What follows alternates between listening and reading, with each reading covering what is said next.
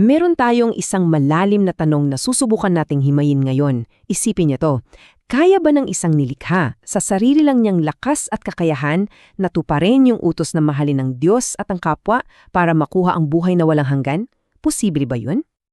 So, ito yung magiging journey natin sa pagtatalakay na ito.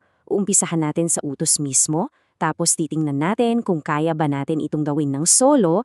Pag-uusapan din natin ng biyaya at malayang kalooban, yung lohika ng krus, at magtatapos tayo sa isang malaking tanong na baka wala talagang sagot. Okay, simulan na natin. Okay, first things first. Ang pinakapundasyon ng buong argumentong ito, ayon sa ating source, ay simple lang. Yung utos na magmahal, yan daw yung direktang susi para sa buhay na walang hanggan. At dito na nga pumapasok yung pinaka-crucial na tanong. Kung yun ang rule, mahalin mo at mabubuhay ka magpakailanman, ang kasunod na tanong siyempre ay, kaya ko bang gawin yan ng mag-isa? Sariling sikap lang? Dahil sa tanong na yan, dalawa yung posibleng pananaw na lumalabas. At dito na nagkakaroon ng debate. So ito yung dalawang kampo. Sa isang banda, yung pananaw 1, ang logic nila bakit naman mag-uutos ang Diyos ng isang bagay na imposible pala nating gawin, di ba? Dapat kaya natin. Pero sa kabilang banda, sabi naman ng pananaw 2, sandali, hindi natin kaya mag-isa. Kailangan natin ng tulong, ng biyaya ng Diyos. So, alin sa dalawang yan ang pinapanigang ng source material natin?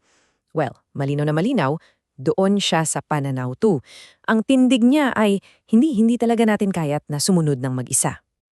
At bakit? Kasi yung lohika raw, ganito, kung kaya nating magmahal on our own, ibig sabihin, kaya rin nating makuha ang buhay na walang hanggan on our own. Kung ganon, para saan pang Diyos, magiging irrelevant siya para sa kaligtasan natin na parang sinasabi nating hindi natin siya kailangan. At dahil kailangan natin ng tulong, dito na ngayon pumapasok yung dalawang napaka-importanting konsepto, ang biyaya o grace at ang ating malayang kalooban o free will. So, ano ba itong biyaya na to? Mahalagang maintindihan na hindi raw ito premyo para sa mabubuting gawa. Hindi. Isa raw itong libreng regalo, isang enabling gift na ibinibigay sa atin para magkaroon tayo ng kakayahang sumunod sa utos. At para mas madali nating maintindihan, may magandang analogy dito. Isipin nyo yung isang ina at anak. Yung ina, laging nag-aalok ng pagkain. Yan ang Diyos na nag-aalok ng biyaya.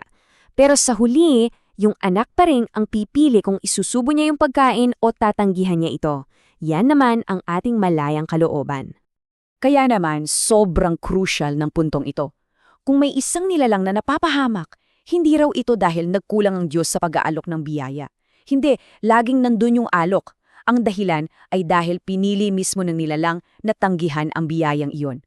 Ang responsibilidad nasa atin. Okay, so paano ngayon nagiging perpekto itong malayang kalooban? Dito na pumapasok sa usapan ang napakalaking konsepto ng krus. Ayon sa ating source, yung krus ay hindi lang isang afterthought. Yung alam na plan B dahil may nagkamali, hindi raw. Ito raw yung mismong pundasyon, yung pinaka-mekanismo na itinalaga para ma-perfect ang ating free will at para makamit ang kaligtasan. At gusto talagang idiin ng text kung gaano kabigat ang halaga nito. Hindi ito basta-basta. Isipin nyo, napakasakit nito para sa Diyos mismo. Kinailangan ng isang ama na talikuran ng kanyang anak at kinailangan ng isang anak na maranasan ang mapabayaan ng kanyang ama. Yan ang bigat ng sakripisyo. Ang mas matindi pa, ang plano raw na itong plano ng pagtubos sa pamamagitan ng krus, ay desisyon na bago pa man likhain ang mundo. So hindi ito reaksyon sa kasalanan, ito yung orihinal na plano from the very beginning. So, matapos nating pagtagpi-tagpiin ang lahat ng lohikang yan, dito na tayo dadalhin ng source sa isang lugar ng misteryo. Kasi, inaamin niya na sa dulo, may mga tanong pa rin na nananatiling walang sagot. At dito na yung mga, bakit? Una, bakit pa binigyan ng malayang kalooban ang mga nilalang kung yun din pala yung magbibigay daan para tumanggi sila? At kung yun din pala yung mga ngailangan ng isang napakasakit na solusyon tulad ng krus? Kasunod niyan, bakit ganito yung sistema na ginawa tayong dependent sa isang biyaya na, pwede naman pala nating tanggihan, bakit mayroong option na tumanggi? At ito pa, bakit kailangan siya mismo ang Diyos, ang dumanas ng ganoong katinding sakit at paghihirap para lang sa kapakananaing mga nilikha niya? Bakit yun yung paraan? At siguro ito yung panghuling tanong na iwan sa atin. Bakit ang buong disenyo ay tila isang mahabang paglalakbay? Bakit kailangan nating dumaan sa lahat ng ito para lang sa dulo, dun pa lang natin lubusang mauunawaan yung pag-ibig ng Diyos? Sa huli, hindi tayo binibigyan ng source ng isang malaking theological na sagot. Ang sagot na ibinibigay niya ay isang sagot ng pagpapakumbaba at pananampalataya. Sabi niya, hindi ko alam. Ganito lang talaga ang paraan ng Diyos, kaya ang magagawa ko na lang ay sumunod. At marahil, yan ang pinakamalalim na puntong iniiwan sa atin, ang pag-amin na may mga misteryo talagang mas malaki pa sa ating pangunawa.